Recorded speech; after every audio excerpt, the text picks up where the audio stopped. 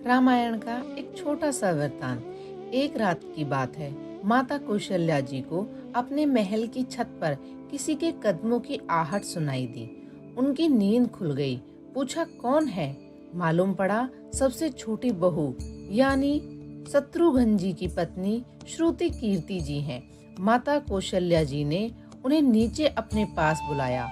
श्रुति कीर्ति जी आईं, चरणों में प्रणाम कर खड़ी रह गईं। माता कौशल्या जी ने पूछा, बेटी श्रुति, इतनी रात को अकेली छत पर क्या कर रही हो? क्या नींद नहीं आ रही है? शत्रुघ्न कहाँ है? श्रुति कीर्ति की आंखें भर आई। कौशल्या माँ की छाती से लिपट गई। बोली, माँ, उन्हें तो देखे हुए 13 वर्ष हो गए हैं। सुनकर कौशल्या जी का हृदय कांप गया। तुरंत आवाज लगाई। सेवक दौड़े आए। आधी रात की पालकी तैयार हुई। आज शत्रुघ्न जी की खोज होगी। माँ चली। आप जानते हैं शत्रुघ्न जी कहाँ मिले? अयोध्या जी के जिस दरवाजे के बाहर भरत जी नंदीग्राम में तपस्वी होकर रहते हैं, उसी दरवाजे के भीतर एक पत्थर की शिला है। उसी शिला पर शत्रुघ्न जी अपनी बाह का तकिया बनाकर लेटे मिले। माँ शत्रुघ्न जी के सिरहाने बैठ गई। हौले से बालों में हाथ फिराया तो शत्रुघ्न जी ने आंखें खोली। माँ उठे, चरणों में गिरे। माँ, आपने आने का क्यों कष्ट किया? मुझे बुलवा लिया होता। माँ ने कहा, शत्रुघ्न यहाँ क्यों?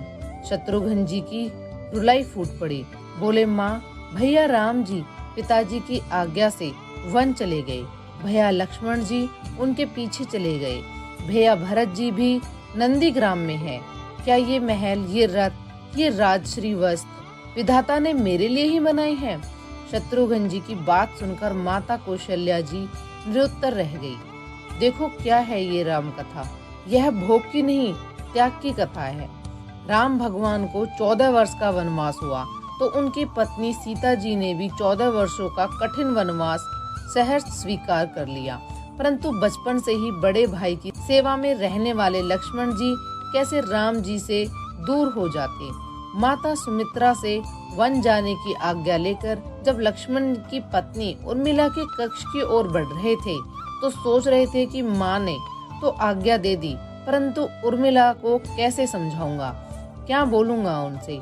यही सोच विचार करके लक्ष्मण जी जैसे ही अपने कक्ष में पहुँचे तो देखा कि उर्मिला जी हाथों में आरती का थाल लेके खड़ी थी। उर्मिला जी बोली, आप मेरी चिंता छोड़ प्रभु श्री राम की सेवा में वन को जाओ। मैं आपको नहीं रोकूंगी।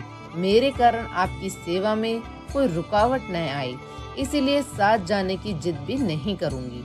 जो बात कहने में लक्ष्मण जी को संकोच हो रहा था, परंतु उनके कुछ कहने से पहले ही उर्मिला जी ने उन्हें संकोच से बाहर निकाल दिया।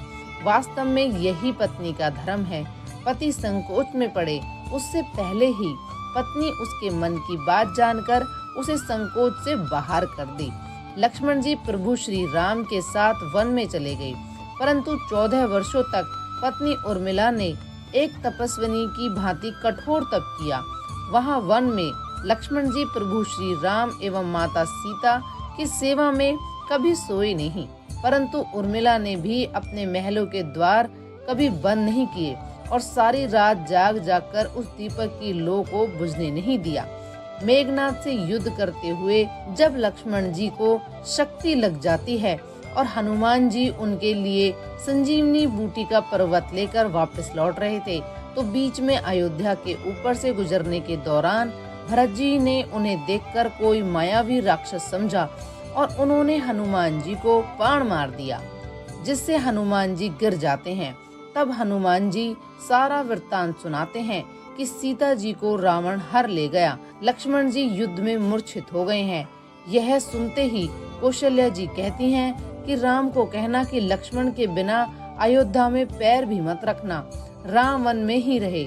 माता सुमित्रा कहती है कि राम से कहना कि कोई बात नहीं, अभी शत्रुघ्न है, मैं उसे भेज दूंगी।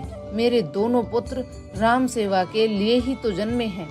माताओं का प्रेम देखकर हनुमान जी की आंखों से अश्रुधारा बह रही थी, परंतु जब उन्होंने उर्मिला जी को देखा तो सोचने लगे कि यह क्यों एकदम शांत और प्रसन्न खड़ी है। क्या इन्हें अपने पति के प्राणों की कोई चिंता नहीं? हनुमान जी पूछते हैं, देवी आपकी प्रसन्नता का कारण क्या है? आपके पति के प्राण संकट में हैं। सूर्य उदय होते ही कुल का दीपक बुझ जाएगा। उर्मिला जी का उत्तर सुनकर कोई भी प्राणी उनकी वंदना किए बिना नहीं रह पाया। उर्मिला बोली, मेरा दीपक संकट में नहीं है, वो बुझ ही नहीं सकता। रही बात सूर्य उदय की, तो आप बेशक कुछ दिन अयोध्या में विश्राम कर लीजिए, क्योंकि आपके वहां पहुंचे बिना सूर्य उदित हो ही नहीं सकता। आपने कहा कि प्रभु श्री राम मेरे पति को अपनी गोद में लेकर बैठे हैं। जो योगेश्वर प्रभु श्री राम की गोदी में लेटा हो, काल उसे छू भी नहीं सकता। यह तो वो दोनों लीला कर रहे हैं। मेरे पति जब से वन में गए हैं तब से सोए नहीं हैं। उन्होंने न सोने का प्रण लिया था, इसलिए वे थोड़ी देर विश्राम कर रहे हैं, और जब भगवान की गोद मिल गई तो थोड़ा विश्राम ज्यादा हो गया, वे उठ जाएंगे। और शक्ति मेरे पति को लगी नहीं, शक्ति तो प्रभु श्री राम जी को लगी है।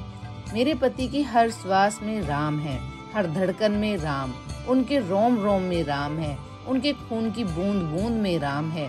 और जब उनके शरीर और आत्मा में ही सिर्फ राम है, तो शक्ति राम जी को ही लगी, दर्द राम जी को ही हो रहा है। इसलिए हनुमान जी आप निश्चित होके जाइए, आपके वहां पहुँचे बिना सूर्य उदित नहीं होगा। राम राज्य की नींव राजा जनक जी की बेटियां ही थी, कभी सीता तो कभी उर्मिला। भगवान राम ने तो केवल राम राज्य का कलश स्थापित किया, परंतु वास्तव में राम राज्य तो इन सबके प्रेम, त्याग, समर्पण और बलिदान से ही आया। लक्ष्मण सा भाई हो, कौशल्या सी माई हो, स्वामी तुम जैसा मेरा रघुराई हो। नगरी हो अयोध्या सी, रघुकुल सा घराना हो, चरण हो राघव के जहाँ मेरा ठिकाना हो त्याग भरत जैसा, सीता सी नारी हो, लव कुश के जैसी संतान हमारी हो। श्रद्धा हो श्रवण जैसी, सबरी सी भक्ति हो, हनुमत की जैसी निष्ठा और शक्ति हो। जय श्री राम।